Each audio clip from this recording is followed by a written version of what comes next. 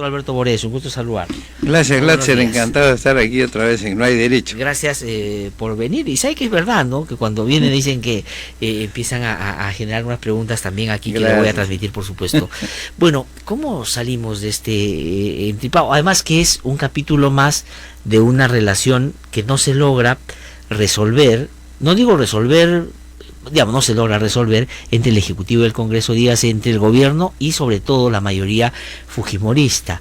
Torne está en una situación ya difícil políticamente, ha tenido que improvisar hacia el final esto del voto de confianza, o la cuestión de confianza, para no renunciar probablemente, y el fujimorismo quiere que se vaya, pero a la vez duda de que si lo censura o no, pueden ya verse mal que censuren después a Basombrío, en fin.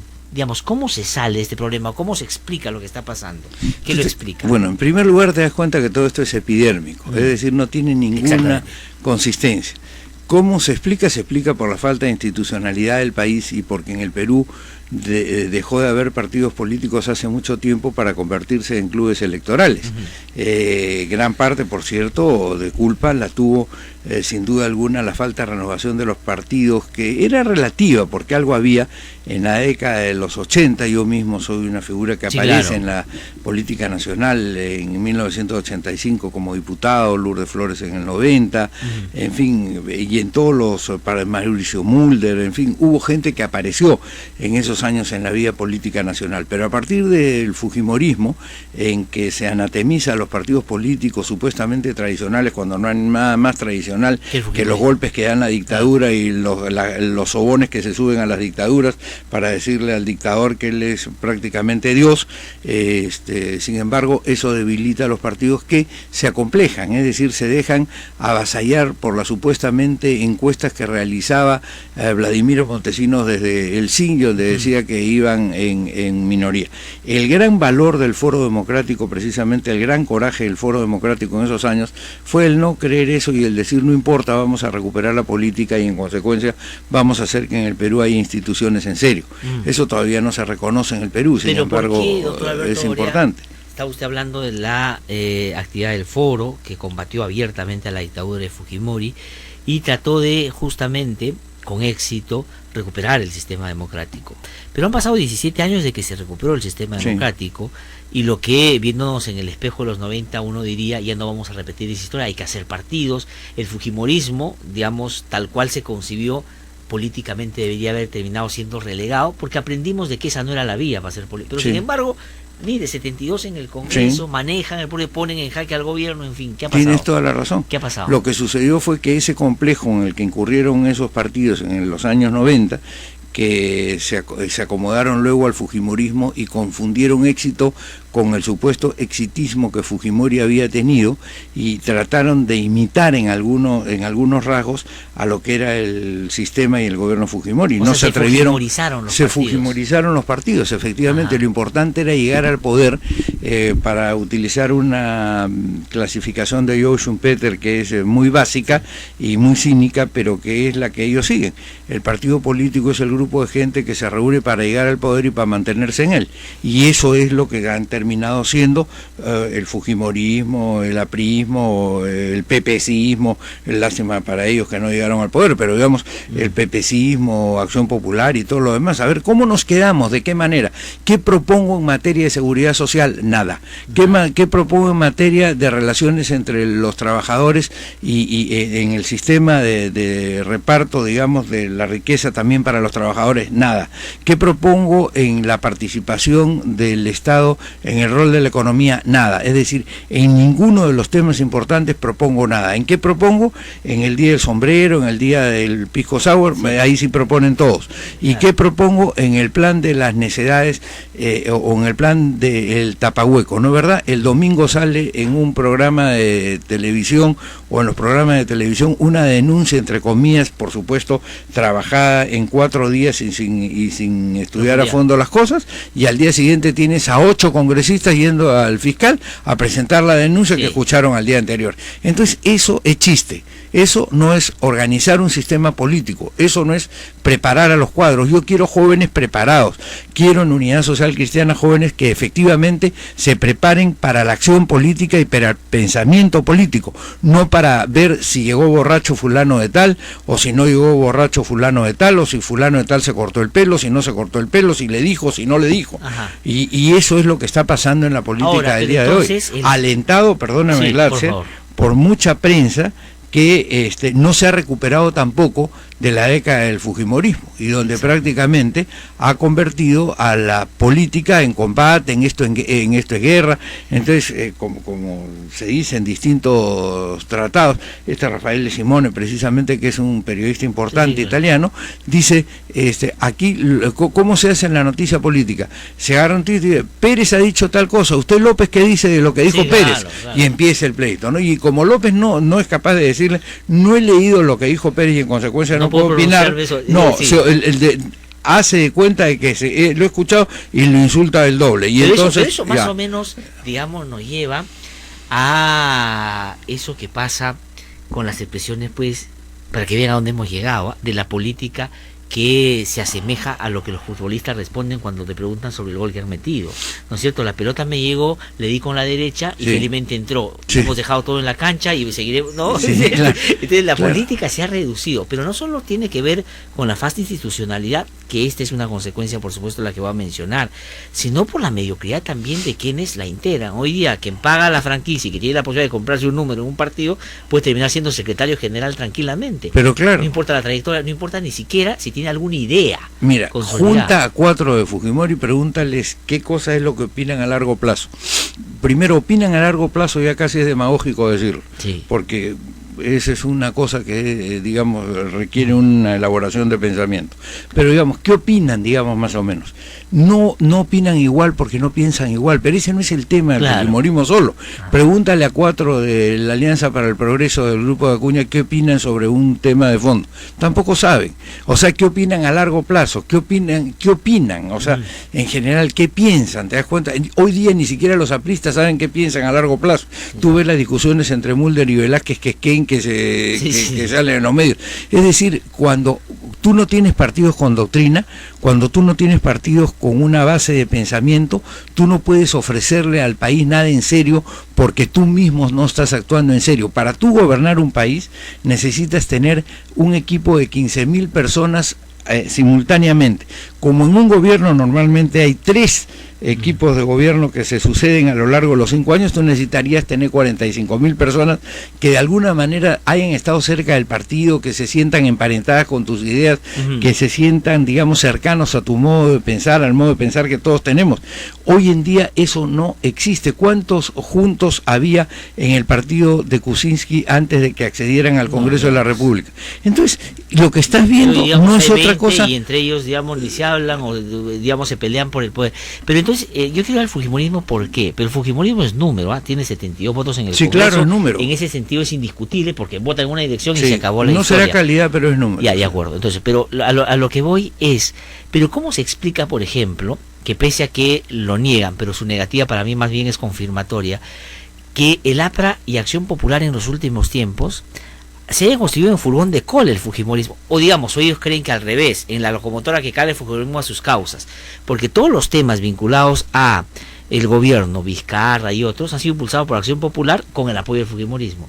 Y hay tantas otras que es el fujimorismo el que las impulsa y él por el exitismo del que te hablaba. O sea, ellos han confundido el exitismo, entre comillas, electoral con la tarea noble de guiar el pensamiento de un pueblo y conducir a una nación hacia mejores destinos. Entonces no importan los mejores destinos, lo importante es qué va a pasar en la próxima elección, en la municipal, en la general del año 2021, ¿te das cuenta? Entonces, ¿para eso qué necesito? Para eso necesito salir en la prensa, y si para salir en la prensa tengo que vestirme de amarillo con rosado, cortarme el pelo a coco y ir dando tumbos por la avenida Arequipa, pues hacen eso y se acabó. pasó, y la prensa lo va a estar siguiendo porque dice fulanito de tal que pintoresco y todo lo demás, ¿no es verdad? Entonces, no te olvides que esta es una combinación perversa entre, digamos, entre una prensa que no se ha recuperado del fujimorismo, incluso muchos de sus actores siguen siendo los mismos actores del fujimorismo, y nos dictan cátedra de ética, de cómo hay que hacer tal cosa y cómo hay que hacerla de más allá,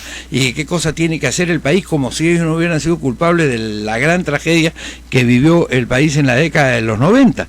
Y claro, por cierto, los dueños de los medios que tampoco se han recuperado de ese golpe y que más bien entendieron que había que estar de alguna forma cerca del poder de todas maneras, claro, en todo caso, digamos, con un pie sobre el poder, para poder, digamos, guiarlo a las metas que ellos como empresarios se trazan, y eso es muy grave, ¿no? Ahora, pero lo otro también, que ya no solo tiene que ver con quienes operan hoy los medios, que los operaron en la época de la dictadura de Fujimori, sino, digamos, esa mediocridad que expresa la política también se ve en los medios de comunicación. Es decir, una prensa poco cultivada, unos empresarios en medio de comunicación poco llevados a la universalidad, si uno quiere, a los debates de fondo.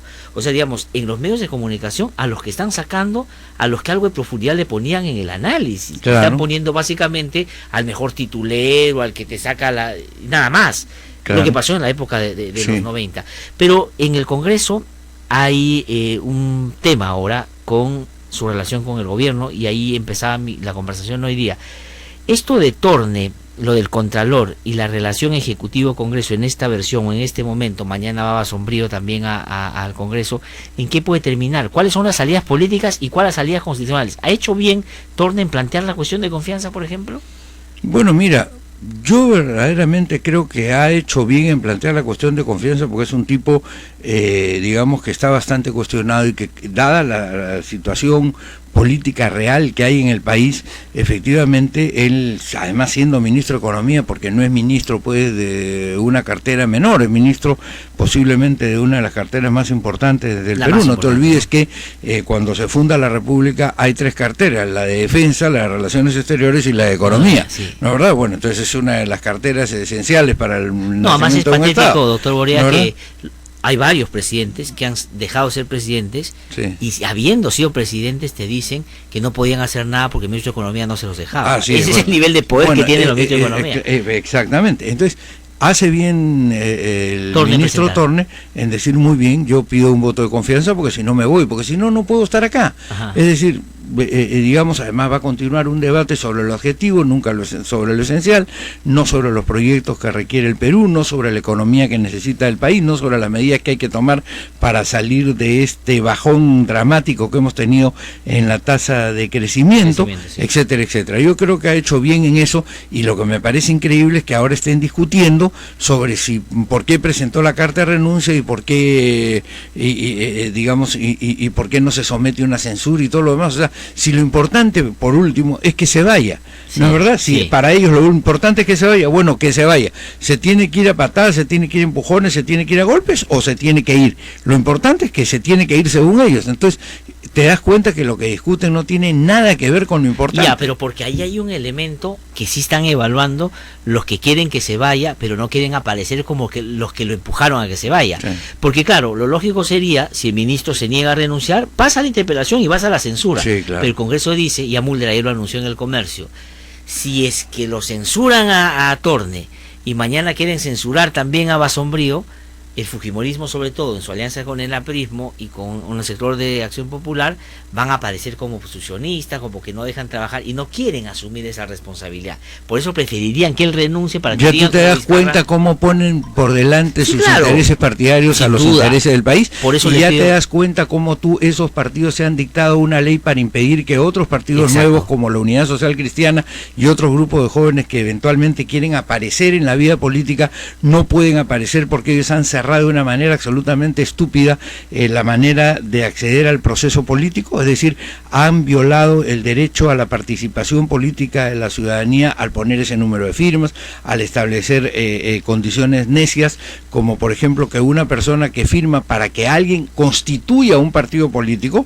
no puede firmar también para que otra persona constituya también otro partido político, pues, como si estuviera en ese momento votando, cuando en realidad lo que haces tú, cuando tú le das, digamos, tu firma a una organización que quiere convertirse en partido político, es decir, yo creo en la seriedad de este grupo y quiero ver qué es lo que piensa, pero mañana viene otro y también es serio, bueno, quiero ver entre estos dos serios, entre estos tres, y firma por los dos y no pasa, claro, pero te das cuenta que eso es una estupidez. Totalmente. Y el número de 720.000, yo estaba leyendo precisamente en un libro hace unos días respecto a este tema, que en Francia, el Partido Socialista francés, que tiene 70 millones de habitantes, esa nación donde la gente normalmente lee, ha tenido en su apogeo 230.000 inscritos. Es decir, 230.000 inscritos, y aquí te piden, cuando todavía no has nacido, 720.000 prácticamente inscritos. Claro. ¿No es verdad? Sí. ¿Por qué? Porque si te están diciendo, si tú firmas por este, ya no puedes firmar por aquel. Ahora, imagínate tú el absurdo de que, digamos, las 23 organizaciones que están supuestamente inscritas hoy día tuvieran que mantener 720.000. Sí. O sea, tendrías 23 por 4, tendrías 92% del país comprometido, solamente tendrías 8. O sea, te das cuenta de la cantidad de necedades que hay en este tema para cerrar la posibilidad. En realidad es la valla para que no entren otros. Bueno, pero la vamos a romper, porque la Unidad Social Cristiana anuncia que iniciará acciones constitucionales y legales para esto. El otro día vamos a... ¿Qué firmas para ir a pero claro, nosotros no nos vamos a quedar tranquilos. O sea, la Unidad Social Cristiana no es un partido de adocenados, es un partido de gente que ha luchado contra todas las dictaduras y por supuesto luchará también contra la dictadura de este enquistamiento, de este oligopolio de estos grupos que no han sabido sacar adelante al país, sino que al contrario lo están induciendo cada día más a un marasmo y a un estancamiento. Pero lo que te digo es, el otro día, mira tú, para que llegue a los grados de absurdo en que llegamos, le pedimos a la OMPE que nos dé una autorización para sacar un RUC, es decir, ¿para qué? Para que las personas que donen al partido político queden registradas desde el momento auroral, vamos a decir, desde el primer momento. Y la OMPE dice no, porque todavía no son partidos, si ya sabemos que no somos partidos. En consecuencia, ¿cómo pretenden transparencia que la cacarean desde la A hasta la Z, si no te quieren dar un RUC para que tú puedas decir desde el día número 1, señor, el señor Glatzer Tuesta me dio 1.000 soles, claro, el señor Pedro Pérez me dio 500, entonces, ¿qué cosa es lo que quieren? ¿Te das cuenta tú? Lo que pasa es que ahí creo que se ha hecho partidos de realidad virtual, ¿no es cierto? En el papel encajan. ¿Quién dice que los 16, 17 partidos que postularon en la elección anterior existen? Uno que viaja más o menos por el país, ¿dónde encuentras un local con gente discutiendo algún tema y que son esos partidos? No existe. No existe. Entonces ahora viene la negociación, como no se van a poder inscribir varios por las vallas que tiene, entonces la negociación en el 2018 claro, yo te doy la inscripción, pero ya tú me das tal cuota, tú me das tal otra. Dame el número 1 y 2 para entrar de todas maneras al Congreso, en fin, es una... Exactamente, ¿te das cuenta? Cuento. Entonces, ¿eso qué hace? Que llegues otra vez al Congreso con gente que no tiene nada que ver entre sí, y en consecuencia es como si tú fueras a jugar un partido de fútbol. Imagínate que vamos a ir al Mundial, queremos ir al Mundial, y entonces en vez de hacer un equipo juntamos a 11 tipos de la noche a la mañana. Que compraron su puesto. Vengan a jugar, ¿no es verdad? Que compraron su puesto. Uno no sabe si estamos jugando a la defensa, al ataque, al contragolpe, a pasar para atrás, a retener no saben, todos se meten a la cancha. Y encima el entrenador ni siquiera los conoce. Sí, pues. Entonces, ¿cómo puede ganar el partido? Bueno, eso es lo que está pasando en el Perú. Ahora, ¿y qué cosa va a pasar en esta relación del Ejecutivo con el Congreso? ¿A Torne lo van a censurar? No, yo creo que a Torne hoy día están obligados a discutir la carta de renuncia, porque el texto dice que el texto, si no le dan la confianza, renuncia. Tienen que discutir el voto de confianza, y el voto de confianza establece, ¿no es verdad?, que tiene que discutirse el pedido de la cuestión de confianza en la oportunidad en que se presente. Si la cuestión de confianza es presentada por si la cuestión de confianza es presentada por un ministro, será debatida en la misma sesión que se plantea o en la siguiente. Muy bien. Supongamos que no se entendió bien si se planteó en la anterior. Yo mismo no entendí bien si la planteó en la anterior, tampoco, creo que ya la presentó formalmente. Pero digamos, ya esa discusión quedó zanjada. Ya, ¿cuál es la siguiente? La siguiente es la que viene. Muy bien, discutan. O sea, mañana donde van a integrar a Sombrío tendría que discutirse. Exacto, podrían postergar la de Basombrío y discutir, y deberían discutir primero la cuestión de confianza planteada por Torne, ¿no? Ajá. Y entonces, muy bien. ¿Y qué pasa si el Congreso le dice no te damos la confianza? Él tiene que renunciar. Sí, él tiene que renunciar, efectivamente, tiene que renunciar. ¿Y eso cuenta como una cuestión de confianza del gabinete? No cuenta. Porque es personal porque solo es personal, porque no ha sido una decisión de política del gabinete, sino sencillamente fue una actitud personal de él, donde él dijo, yo no puedo seguir, no dice el gabinete no puede seguir, Zavala no dice, nosotros no podemos seguir gobernando si no hay esta cuestión. Claro, solo él. Solo él, te das cuenta, ¿no? Pero eso como salida ya no constitucional, sino política, ¿le parece adecuada? ¿O el gabinete debió jugársela por él o, digamos, finalmente debieron exigirle que renuncie? Jugársela por él implica que el presidente Kuczynski asuma la posibilidad de ir a una nueva elección en donde el Perú dirima si quiere la majadería fujimorista o quiere la improvisación de Kuczynski, o si quiere una nueva alternativa a la que dejen participar y no lo que está sucediendo el día de hoy, donde es como los fabricantes de papel higiénico que se pusieron de acuerdo para fijar los precios. Eso es lo que ha pasado en el Congreso. Son los fabricantes del papel higiénico, digamos, de la miasma política nacional, que se han puesto de acuerdo para decidir que nadie entra en el proceso político. Y Kuczynski, ¿no lo ve usted con el temperamento para decir, si yo voy hasta las últimas consecuencias, será producto de defender a mi gobierno de esa... De defender al país, por lo cual él votó? El país no votó por el fujimorismo. Claro. Y mientras la elección presidencial se hace por persona y se hace por voto directo y en consecuencia se cuenta uno por uno, en el tema del Congreso hay lo que se denomina la cifra repartidora, que privilegia a los partidos, sobre todo en circunstancias pequeñas, ¿no? Digamos, es una de las alternativas que hay en la doctrina, porque también es difícil que haya otra, ¿no es verdad? Pero en todo caso privilegia a los partidos que sacan una cantidad por los que sacan menor cantidad. Entonces, con un porcentaje del electorado que representaba el 40% aproximadamente, tú obtuviste el 70% o el 65% de los escaños. Entonces, no es verdad que tengan una mayoría en el país, pero hay que atreverse a enfrentarla. Y yo no veo realmente ni coraje, ni actitud, vamos a decir más que coraje, ni actitud para enfrentarla, pero segundo, tampoco veo equipo para enfrentarla, porque todos están desperdigados, cada uno dice lo que quiere. Ahora, no hay entonces, una gran unión nacional sobre eso. Ahora, entonces, cuando Guido Lombardi agarra y le dice claramente a los fujimoristas, a ver si estos ganapanes se atreven a perder su quincena forzando a que se cierre el Congreso, esa es su idea, digamos, también se lo dice a los propios, que digamos, también los ganapanes están de su lado en el sentido de que nadie quiere que esto pase porque finalmente todos van a tener que ir. Claro, en realidad el Congreso hoy en este momento, digamos, nunca debió de ser de ganapanes, ¿no es verdad?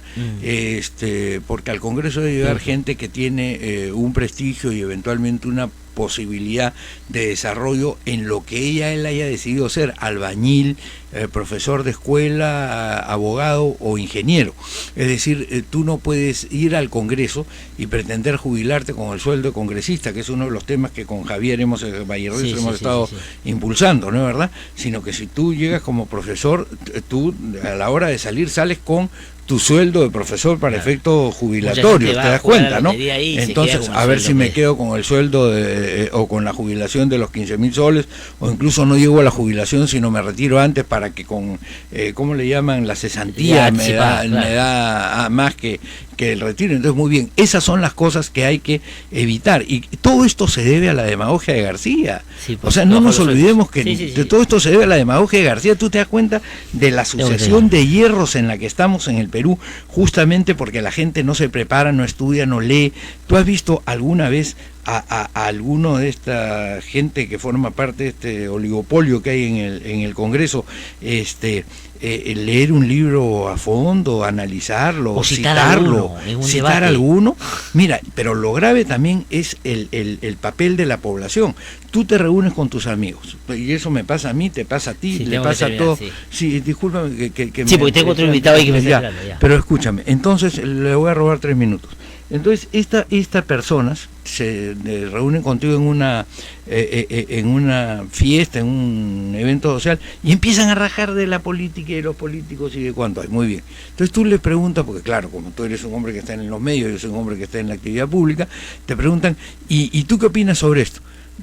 No opino. ¿Y por qué no opinas? No opino, porque yo inmediatamente les pregunto, y dime una cosa, ¿le has dado algo de contribución a Acción Popular, al APRA, a Acuña, aunque sea, al Frente Amplio, al Fujimorismo, para que mejoren esto? No, yo no le doy plata a ninguno. Entonces, si no le das plata a ninguno, si no ayudas a que le das plata a alguna de las nuevas formaciones, a la Unidad Social Cristiana, a lo que está formando Verónica, sí, a lo que fuere, para que efectivamente pueda llegar a hacer realidad esto. Claro, no te quejes después de lo que está pasando. No le doy nada a ninguno. Entonces, si no le das nada a ninguno, no protestes, mejor cállate y permite que dentro de pocos años, si seguimos así, Kenji sea presidente, Chacón presidenta del Congreso y Becerril ministro de Economía, pues hermano, ya tranquilo. Ahora, pero justamente sobre eso me pregunta, ¿qué le parece, y acá tengo que terminar, que Cecilia Chacón sea presidente del Congreso? Atroz. ¿Por qué? A ver, ¿tú sabes quiénes han sido presidentes del Congreso? No, sí sé. Luis Alberto Sánchez, Felipe Osterni. ¿Por qué hemos llegado a ese nivel? Por lo que hemos estado analizando. Porque no ha habido formación política. ¿Quiénes han sido los mentores políticos de Cecilia Chacón? ¿Quiénes? O sea, ¿quiénes la guiaron por el camino de la cosa pública, vamos a decir? No te digo ya qué cosa leyó, porque puede ser que no seas muy leído, pero puede ser muy astuto. Por ejemplo, Ramiro Prealé es uno de los políticos más importantes que yo he conocido en el Perú, ¿no es verdad? Y posiblemente es un tipo brillante. Sí, claro. De repente no han leído una biblioteca como había leído otro de mis grandes mentores, que era Andrés Towns, pero era efectivamente una notoriedad. Bobby Ramírez del Villar, a ver, compara a Bobby Ramírez del Villar con Chacón, a ver. O sea, por favor, tenemos que volver a la etapa de formación, y por eso es que yo invito a todos mis amigos a que se comuniquen o a que entren a el @Unidad Social Cristiana, @Unidad Social Cristiana, porque una vez que entren a @Unidad Social Cristiana, pueden entrar a los procesos formativos de la Unidad Social Cristiana, ¿no es verdad? Porque entonces vamos a tener efectivamente la posibilidad de hacer algo importante. Déjame decirte esto nada más. Ustedes pueden entrar a @Unidad Social Cristiana Perú. @Unidad Social Cristiana Perú, y ahí pueden las charlas de los martes, las conversaciones de los miércoles, las lecturas que se ponen, los debates que se abren, muy bien, discutan, y los que quieran también colaborar económicamente con nosotros, díganos, ahí yo quiero colaborar económicamente con ustedes, vengan a buscarnos a tal sitio. Alberto Boreda está con nosotros, muchísimas gracias. Gracias, como siempre, muy interesante. Luego. Tengo que ir a una pausa, regreso un instante aquí en Radio.